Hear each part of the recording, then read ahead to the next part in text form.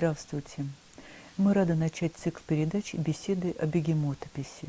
В каждом выпуске мы с вами будем рассматривать одну картину, созданную методом бегемотописи.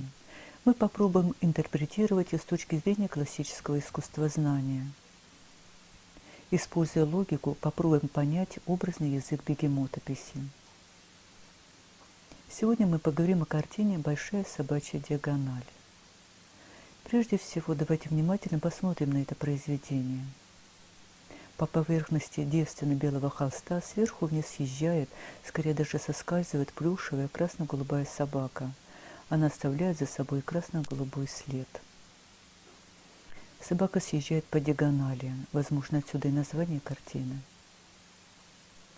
Прерывистая, живая, диагональная линия оставленного собакой красочного следа создает эффект остановленного стремительного движения.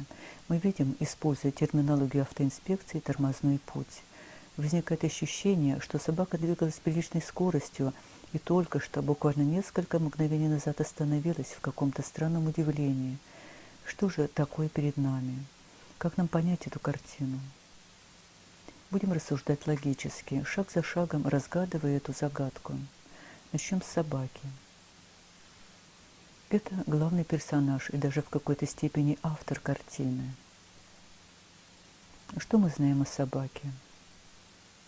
Что такое вообще собака в культуре и изобразительном искусстве? Собака – друг человека. Уже 12 тысяч лет собаки живут рядом с нами.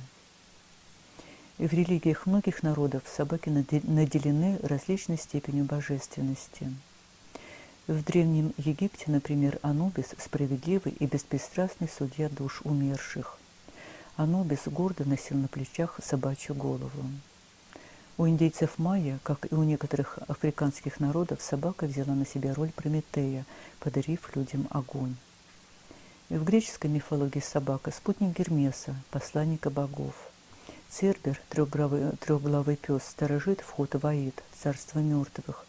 Хотя вернее будет сказать, что сторожит он выход, ведь желающих выйти из Аида много больше, чем войти туда. Но у нашего пса только одна голова. Что же из этого богатого культурного шлейфа собаки поможет понять нам картину «Большая собачья диагональ»? Собака в культуре обычно посредник между двумя мирами. Между нашим миром и каким-то другим, потусторонним. Давайте попробуем еще вглядеться.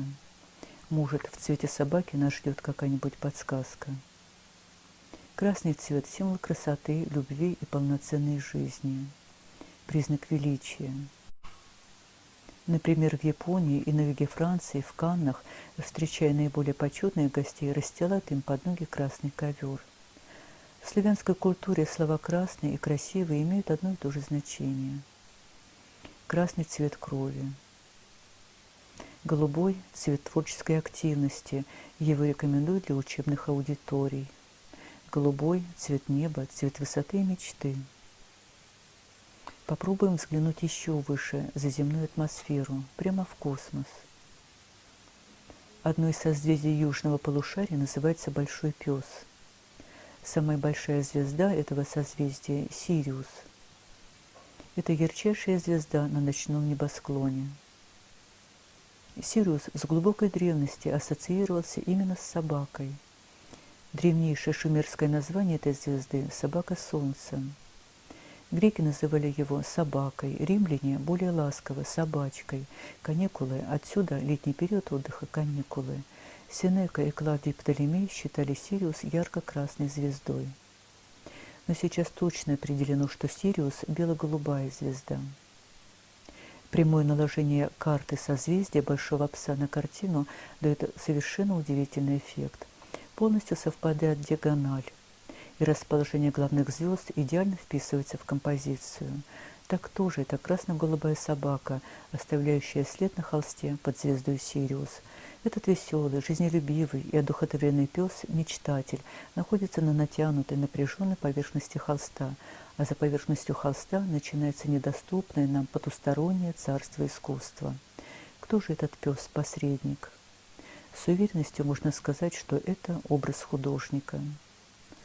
Художник, как и собака, посредник, медиум, живущий между двумя мирами: миром искусства, миром высоких духовных образов, миром фантазии, мечты и миром реальности, миром живых людей. Кровавый след – обычная цена, которую платит художник за то, чтобы остаться на холсте, остаться в истории искусства. Вы, наверное, слышали выражение «его след в искусстве». Этот след собаки на холсте и есть ее след в искусстве.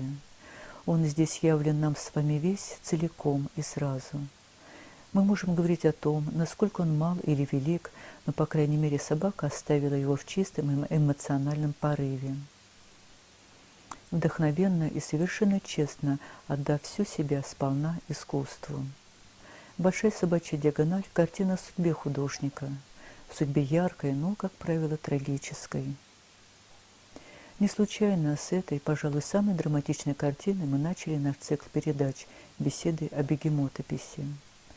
Спасибо вам за внимание. В следующий раз мы поговорим о картине «Две коровы». Нас ждут новые интереснейшие тайны и невероятные открытия.